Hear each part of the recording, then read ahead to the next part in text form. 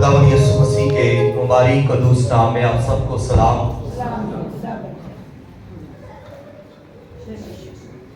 मुकाशवा की किताब जो यूहन्ना आरिफ का मुकाशवा है उसका पहला बाब,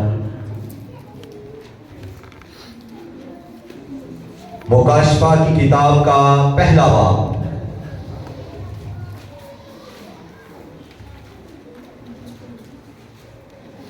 और 9वीं आयत से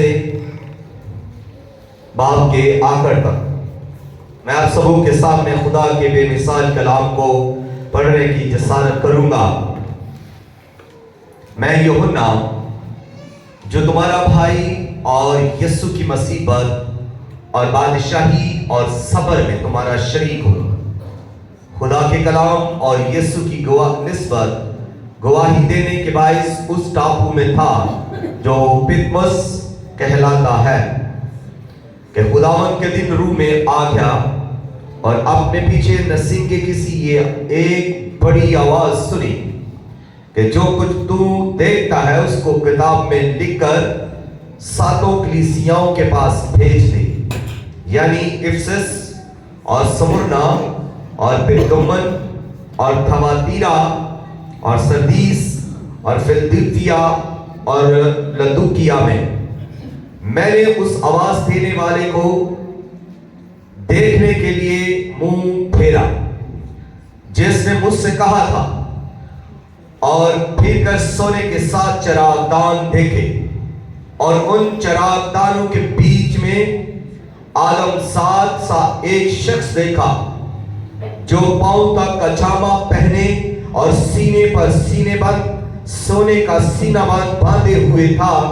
उसका सर और बाल सफेद ऊन बाल के बर्फ की मानिंद सफेद थे और उसकी आंखें आग के शोले की मानिंद थी और उसके पांव उस खालिस पीतल के से थे जो भट्टी में दुबाया गया हो, और उसकी आवाज सोर के पानी की सी थी और उसके दाएं हाथ में 7 सितारे थे और उसके मुंह में से एक 2 धारी तेज तलवार निकलती थी और उसका चेहरा ऐसे चमकता था जैसे तेजी के वक्त आफताब। जब मैंने उसे देखा तो उसके पांव में मुर्दा सा गिर पड़ा और उसने ये कहकर मुझ पर अपना दाना हाथ रखा कि खौफ ना कर, मैं अव्वल और आखिर और जिंदा हूं।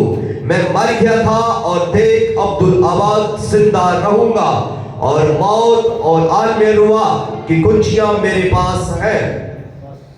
बस जो बातें तूने देखी और जो है और जो इनके बाद होने वाली है उन सबको लिख ले, यानी उन 7 सितारों का भेद जिन्हें तूने मेरे दाहिने हाथ में देखा था और उन सोने के 7 चरागदानों का।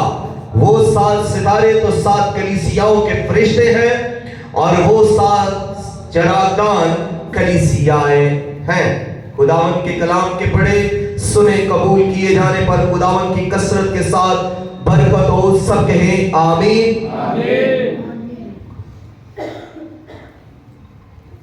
जी, आज जो आपके साथ अनुवाद शेयर करने को हूं वो है सोने के 7 चरागदान।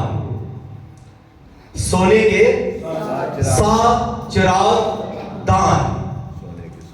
तो मैसेज में आगे बढ़ने के लिए, इससे पहले कि मैं आगे बढ़ूं, एक सवाल यह है कि खुदा सोना क्यों पसंद करता है, और दूसरा खुदा सोने को इस्तेमाल क्यों करता है। इन 2 सवालों को ज़हन में रखना है और इसी मैसेज के अंदर इसका जवाब हमें मिल जाएगा कि खुदा सोने को क्यों पसंद करता है और खुदा सोने को यानी गोल्ड को क्यों यूज करता है। जब हम बाइबल मुकद्दस को पढ़ते हैं तो सबसे मुश्किल किताब जो है वो हमें मुकाशवा की किताब ही लगती है, लेकिन बताता ये चलूं कि 3 ऐसी किताबें हैं जो नहायत ही मुश्किल तरीन है। पहली किताब जो है वो पैदाइश की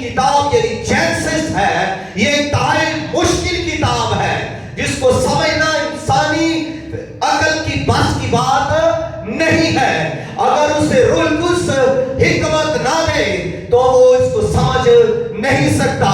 پھر دانیل کا صحیفہ ہے اور دانیل کا صحیفہ بھی رویوں اور خوابوں پر مبنی ہے, اس لیے اس کو بھی سمجھنا کوئی آسان بات نہیں. پھر مکاشفہ کی کتاب ہے جو بک آف ریویلیشن ہے, جس کے اندر خدا کے بھید ہیں, جس کے اندر خدا کے مکاشفے ہیں, اور اس کو بھی سمجھنا ایک انسان کی بس کی بات نہیں ہے.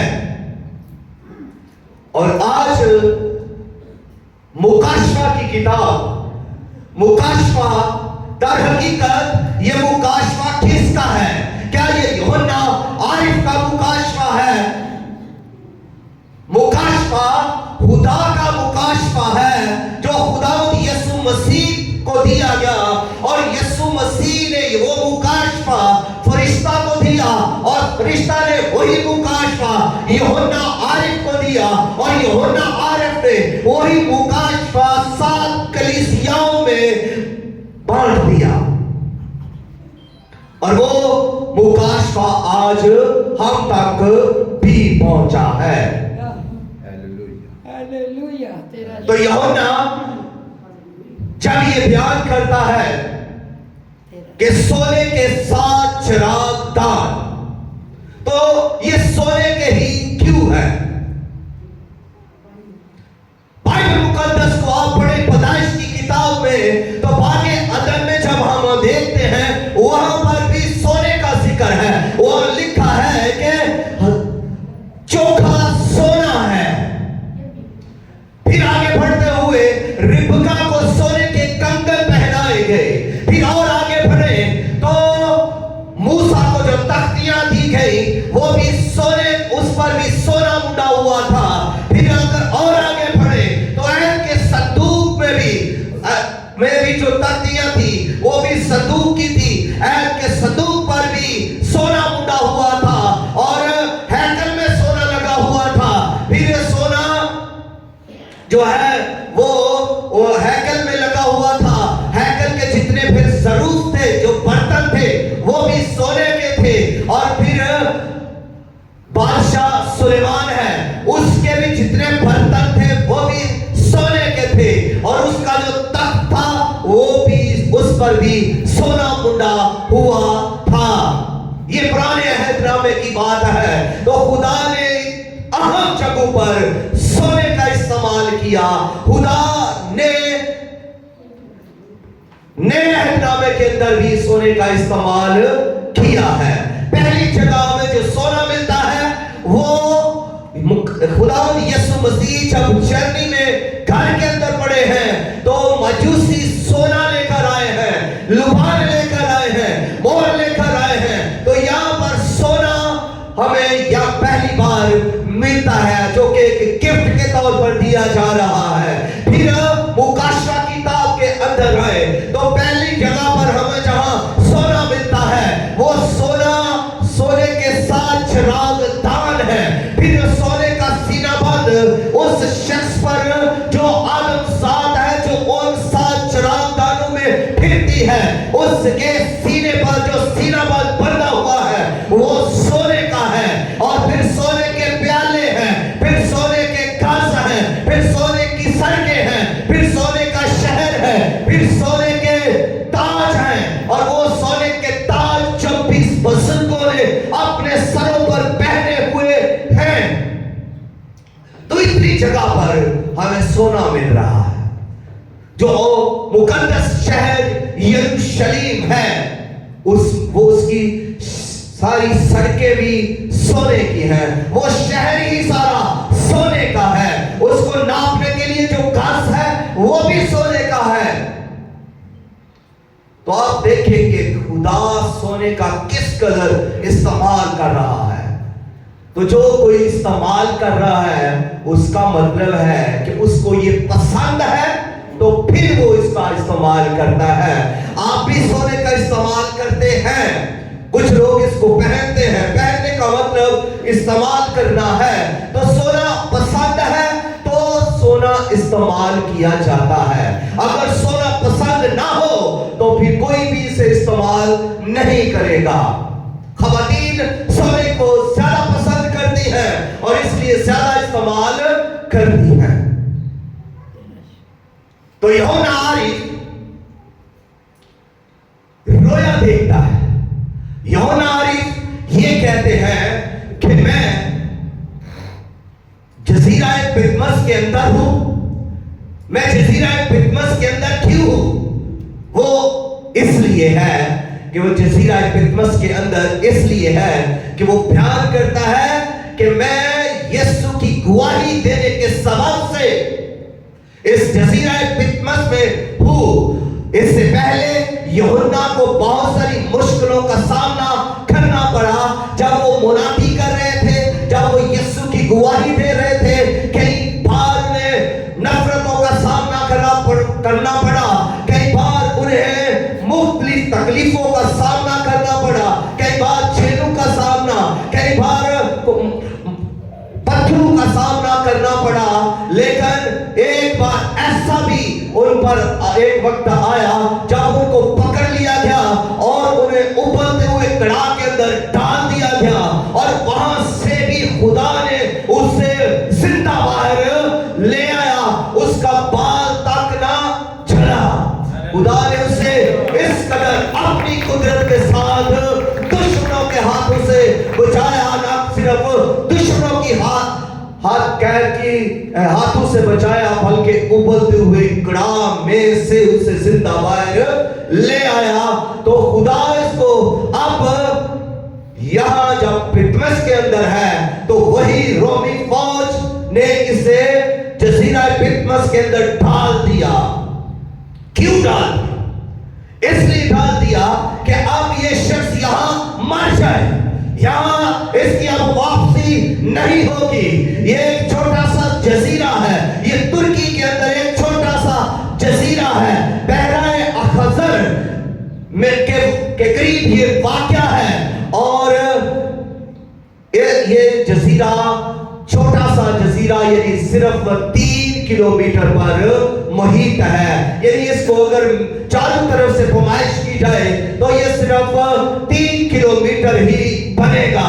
یعنی اس قدر یہ چھوٹا سا جزیرہ ہے اور اس کے چرگرد پانی ہی پانی ہے، اور یہاں جو آ جاتا وہ پھر واپس مڑ کے نہیں جاتا تھا، وہ زندہ واپس نہیں جاتا تھا، کیونکہ جب بھی رومی کے کسی دشمن کو یعنی کسی مجرم کو سزا دیتے تو اس کو اس جگہ بھیج دیتے تاکہ وہ وہاں ہی مر جائے، وہاں بچھو سے کاٹ کر لے، وہاں سانپوں سے کاٹ لے، وہاں وہ بھوکا پیاسا تن تنہا اکیلا وہاں مر جائے۔ تو اسی سزا میں مبتلا یوحنا عارف ہے جو جزیرہ پتمس کے اندر ہے، اور جب وہ جزیرہ پتمس کے اندر ہے تو وہ اس وقت بوڑھا ہے اور اس کی عمر اس وقت تقریباً 84 برس کی ہے، اور وہ جزیرہ پتمس کے اندر تنہا ہے، اکیلا ہے، اپنوں سے دور ہے، اپنے خاندان سے دور ہے،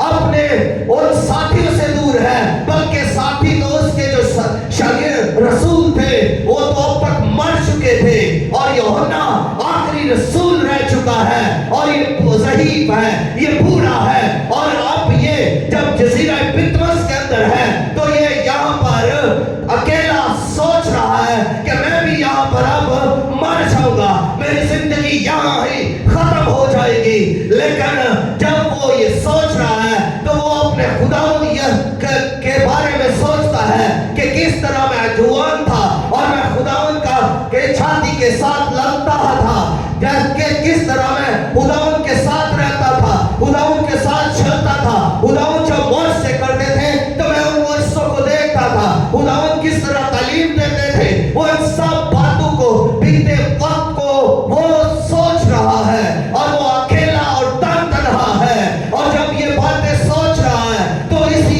اثنا میں ایک اور کام ہوتا ہے، اور وہ یہ کام ہوا کہ وہ جب سوچ رہا ہے تو ایک آواز اپنے پیچھے سنتا ہے، اور وہ آواز کوئی معمولی آواز نہیں ہے، وہ آواز زوردار آواز ہے، وہ آواز نرسنگے کی آواز ہے، وہ آواز گرجدار آواز ہے، وہ آواز زوردار آواز ہے، اور اس آواز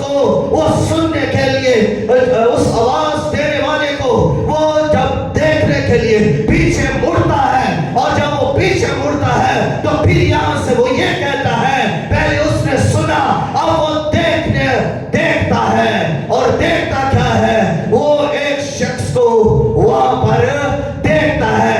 वो शख्स जब उस शख्स को देखता है तो उसके साथ वो 7 चरागाह को भी देखता है, और वो ये बयान करता है कि मैंने उसे देखने के लिए जब अपना मुंह पीछे फेरा तो मैंने सोने के 7 चरागाह देखे, सोने के 7 चरागाह, और उन चरागाहों के अंदर कोई आदम साथ कोई शख्स वहां पर फिर रहा है। और उसको जब मैंने देखने के लिए निगाह की तो मैंने क्या देखा?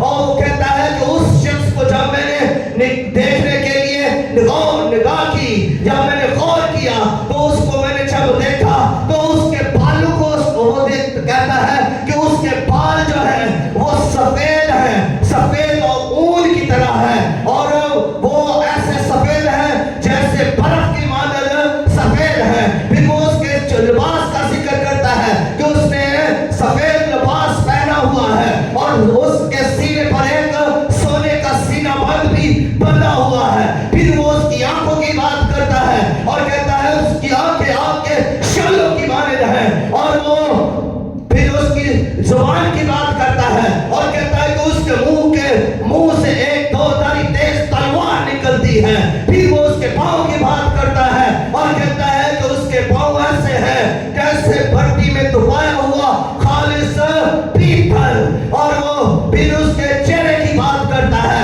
और वो कहता है कि उसका चेहरा ऐसे चमकता है जैसे तेजी के वक्त आफताब चमकता है। और फिर वो उसकी आवाज की बात करता है कि उसकी आवाज ऐसे है जैसे शोर का पानी, और आबशारी जब गिरती है तो शोर होता है, तो पानी के जब सैलाब उठते हैं तो शोर होता है। तो इसलिए वो इसको शोर से तशबीह देते हुए बयान कर रहा है, उसकी शख्सियत को बयान कर रहा है, उसकी अलूहियत को बयान कर रहा है, उसकी कुदरत को बयान कर रहा है, उसकी अज़मत को बयान कर रहा है, उसकी बुजुर्गी को बयान कर रहा है। और वो ये सब बातों में खुदावंद लश्करों के खुदा रब्बे ज़ुल जलाल लामहदूद कुदरतों के मालिक हमारे खुदावंद यीशु मसीह को वो बयान करता है, और वो उसे कहता है कि वो एक आदम सा शख्स सोने के 7 चरागाहों में फिरता है, और वो सोने के 7 चरागाह में जब फिर रहा है तो कहता है कि मैंने जब उस पर निगाह की तो फिर कहता है मैं मुर्दा सा हो गया। जब मैंने उसे देखा, किसको देखा? उस आवाज देने वाले को जब मैंने देखा तो मैं मुर्दा सा उसके कदमों में गिर पड़ा, जान निकल गई, बेहोशी का आलम आ गया, सोचे थम गई, सांसें थम गई, और कशी आ गई, सत्ता आ गया। ऐसे जैसे इंसान मुर्दा सा हो जाता है उसके कदमों में गिर पड़ा। और आवाज देने वाले ने क्या किया? आवाज देने वाले खुदावंद यीशु मसीह ने जो सोने के 7 चरागाहों में फिर रहा था, उसने अपना दाहिना हाथ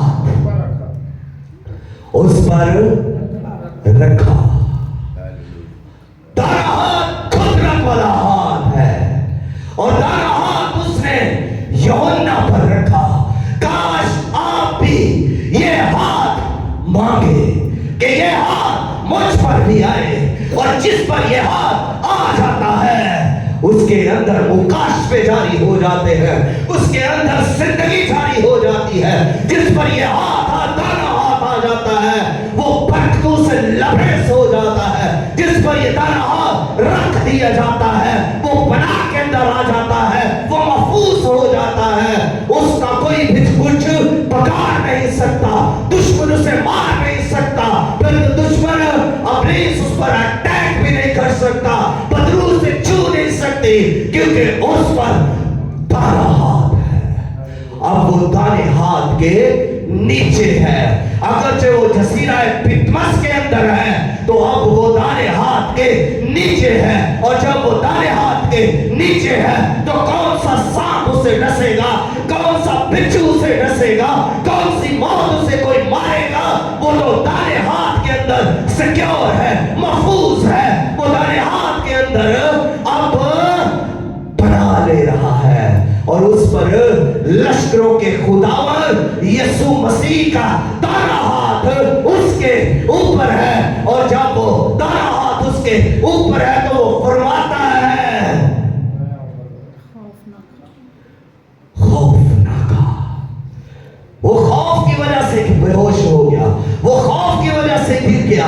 आज हम भी बहुत सारे ऐसे हैं जो खौफ की वजह से गिर जाते हैं, खौफ की वजह से परेशान हो जाते हैं, खौफ की वजह से डावाडोल हो जाते हैं। खौफ ही है जो जिंदगियों को तबाह कर देता है और शिकस्त ले आता है। खौफ की वजह से हम आगे नहीं बढ़ते, खौफ की वजह से हम कुर्सियों के साथ चिपके रहते हैं, खौफ की वजह से ही हम खुदावंद को जलाल नहीं दे पाते, और खौफ की वजह से ही इब्लीस हम पर अटैक करता है। तो इसलिए इंसान खौफजदा हो जाता है। खौफ इंसान की जिंदगी के अंदर किसी ना किसी पहलू में जारी हो ही जाता है, इंसान डर ही जाता है। लेकिन फिर खुदावंद कहता है खौफ ना कर। बाइबल मुकद्दस में ये लफ्ज खौफ ना कर 366 बार आया है, और साल के 365 दिन होते हैं, और हर चौथे साल लीप का साल होता है जिसमें 366 दिन होते हैं। तो फिर आप सोचें कि हर रोज खुदावंद हमें यही कहता है कि खौफ ना कर, ना कर। या यूहन्ना से भी यही वो कह रहे हैं कि खौफ ना कर। मैं मर गया था, अब जिंदा हूं, और अब तो अबाद तक जिंदा रहूंगा। मौत और आलमे रुआ की कुंजियां मेरे पास हैं, मेरे बंद किए कोई नहीं खोलता नहीं, और खोले हुए को कोई बंद नहीं करता। हालेलुया। सारा इख्तियार उसी के पास है, यानी मौत पर भी, आलमे रुआ पर भी, हर जगह पर उसका इख्तियार है। उसने अपनी खिदमत के अंदर कहा आसमान और जमीन का कुल इख्तियार मुझे दिया गया है। खुदावंद यीशु मसीह के पास कितना इख्तियार है आप अंदाजा कीजिए, आप थोड़ी देर सोचिए कि इस आदम साल के पास कितना इख्तियार है। आसमान का भी इख्तियार इसके पास है, जमीन का भी इख्तियार इसी के पास है, मौत का इख्तियार इसी के पास है, और आलमे रुआ का इख्तियार भी इसी के पास है, और सारा जिंदगी और मौत का इख्तियार भी इसी के पास है।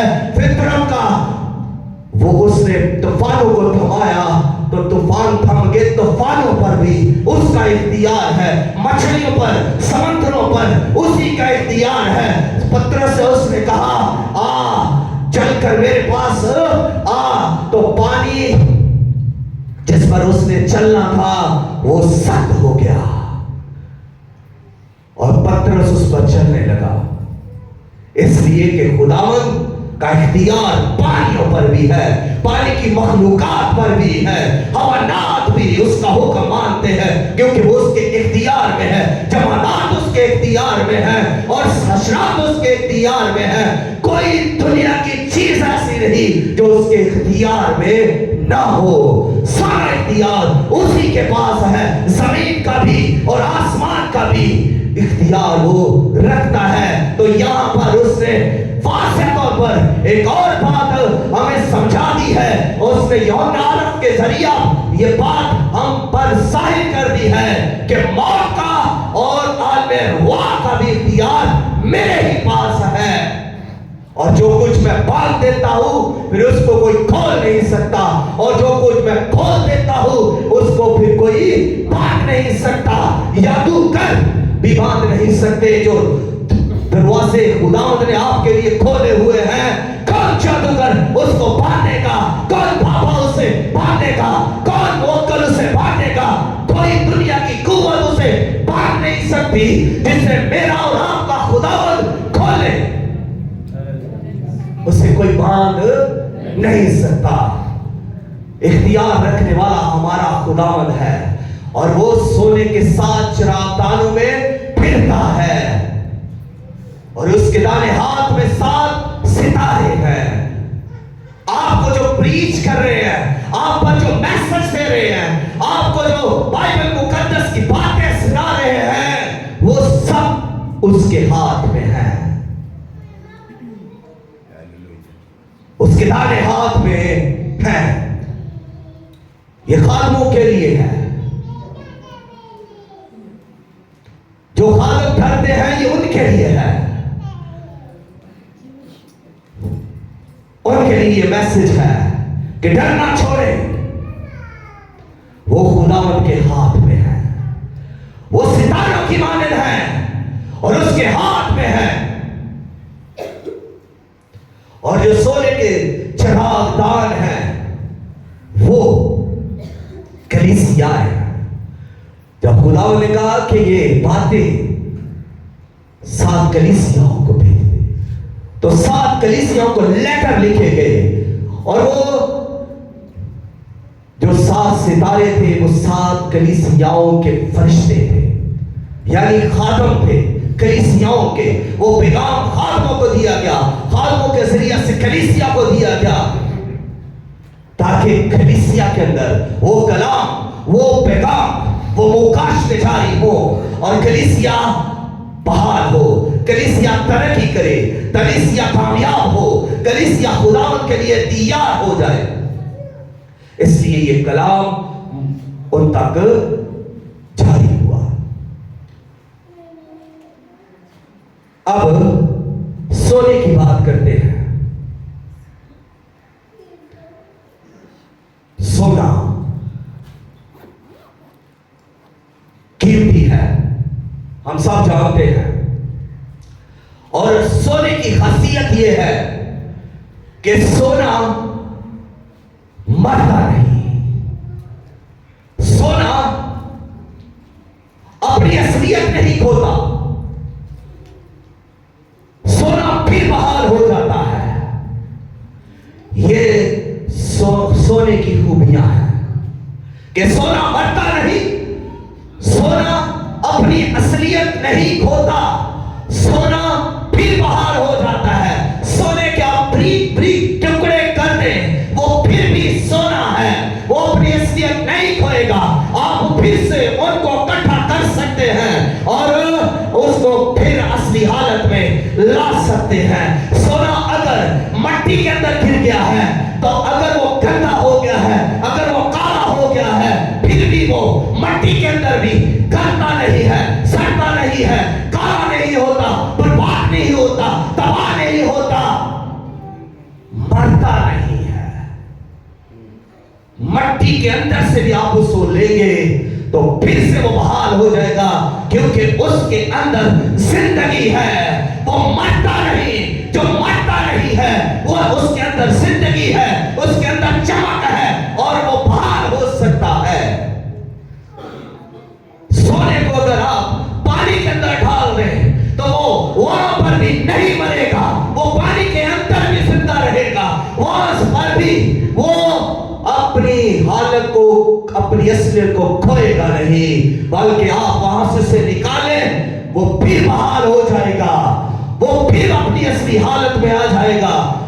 اور اسی سونے کو اگر آپ آگ کے اندر ڈال دیں تو آگ میں بھی یہ مرتا نہیں ہے، آگ کے اندر بھی اپنی اصلیت کو نہیں کھوئے گا، آگ کے اندر بھی بلکہ اس کی جتنی بھی اس کے اندر میل کچال ہے، جتنی بھی اس کے اندر گندگی اور آلودگی ہے، وہ ختم ہو جائے گی، اور یہ کندر بن جائے گا، یہ صاف سونا ہو جائے گا، یہ بہتر بن جائے گا، اس کی چمک زیادہ ہو جائے گی، اس کی دمک زیادہ ہو جائے گی، یہ زبردست طور پر بحال ہوگا، کیونکہ اس کے اندر زندگی ہے، یہ مرتا نہیں ہے۔ سونے کو آپ اپنی زندگیوں کے اندر پسند کرتے ہیں، اسی لیے کہ اس کی ایک چمک ہے، یہ قیمتی ہے، یہ پھر سے بحال ہو جاتا ہے۔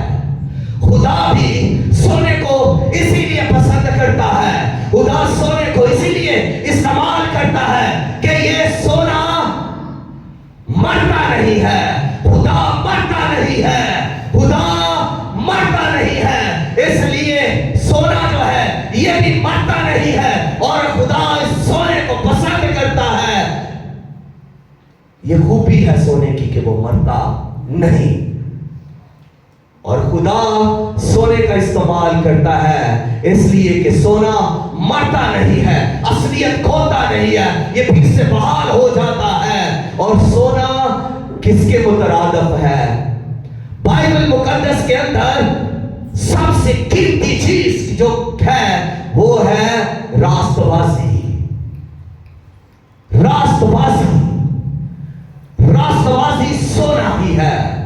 اس لیے مکاشفہ کی کتاب 3 باب 18 آیت کے اندر خداوند صلاح دیتے ہیں، صلاح یہ دیتے ہیں کہ تو مجھ سے آگ میں دبایا ہوا سونا خرید لے،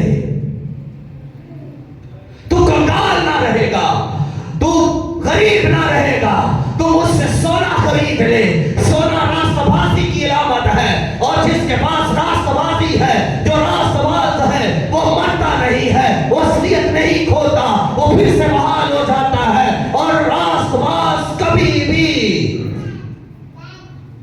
گرا ہوا نہیں رہتا، اگر وہ 7 بار بھی گرے تو پھر سے وہ بحال ہوگا۔ خداوند راست بازوں کو بحال کرتا ہے، اور شریروں اور بدکاروں کو وہ وہاں پر ہی پڑے رہتے ہیں، جب گر جاتے ہیں تو پھر وہ ان کو کوئی اٹھانے والا نہیں۔ خداوند کہتے ہیں تو توبہ کر، رجوع لا، اور بحال ہو جائے گا۔ اس لیے یہ سونا راست بازی ہی ہے، اور جس کے پاس یہ راست بازی ہے وہ گر بھی جائے وہ پھر سے اٹھایا جائے گا۔ جس کے پاس راست بازی ہے وہ مر بھی جائے پھر بھی وہ زندہ رہے گا، کیونکہ اس کے اندر راست بازی ہے۔ اور وہ دیکھیں آپ الیشا نبی کو، جب وہ مر گیا تو اس کی ہڈیاں ہی لگنے سے ایک نوجوان مردہ زندہ ہو گیا۔ کس لیے زندہ ہوا؟ کہ اس کی ہڈیوں کے اندر بھی وہ راست بازی تھی، وہ راست بازی کا مسا، وہ قدرت اس کے اندر تھی، اور وہ راست بازی اس کو جب لگی تو وہ زندہ ہو گیا۔ اس لیے کہ راست باز جو ہے اس کے اندر جو راست بازی ہے وہ کبھی بھی مرتی نہیں ہے۔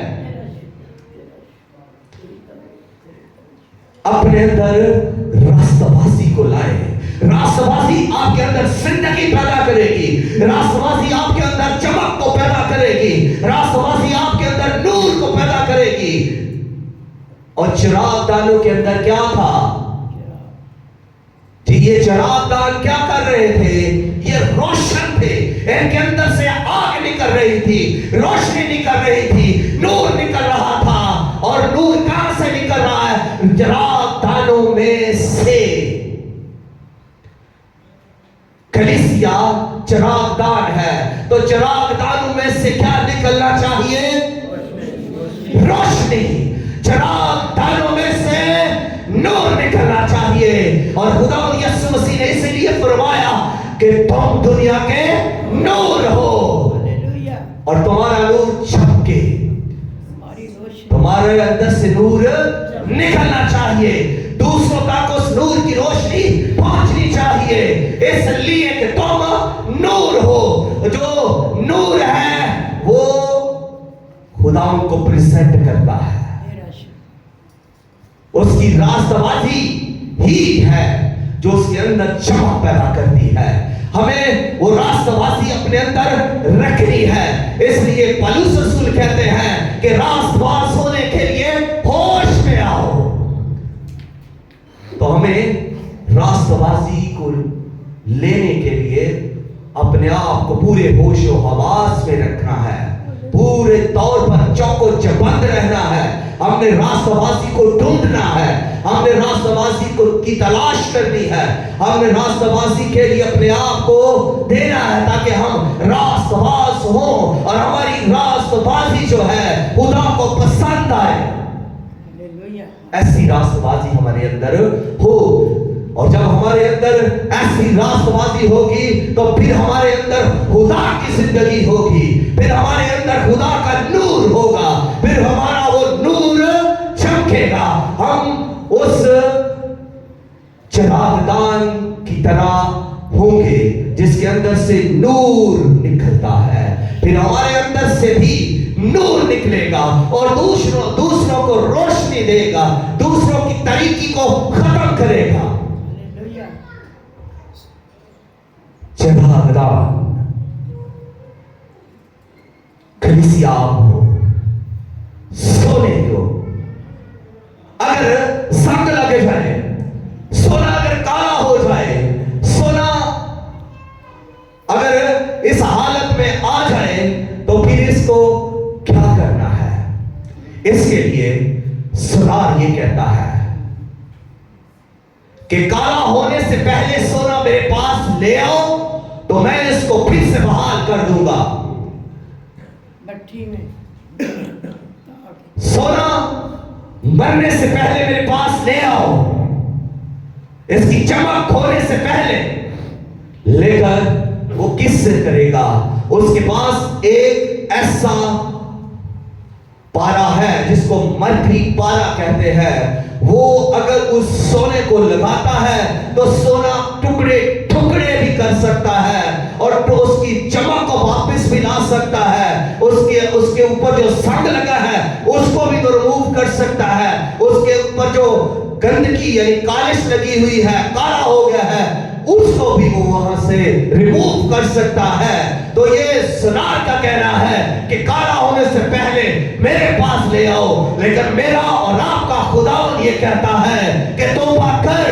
अगर तू गुनाह तुझ पर आ गया है, अगर तू गुनाह के अंदर गिर गया है, अगर तू जागलूदा हो गया है गुनाह के सबब से, अगर तू काला हो गया है गुनाह के सबब से, अगर तू तबाह हो रहा है गुनाह के सबब से, अगर तू बर्बाद हो रहा है गुनाह के सबब से, तो तौबा कर, रजूला, तो तू बहाल हो जाएगा।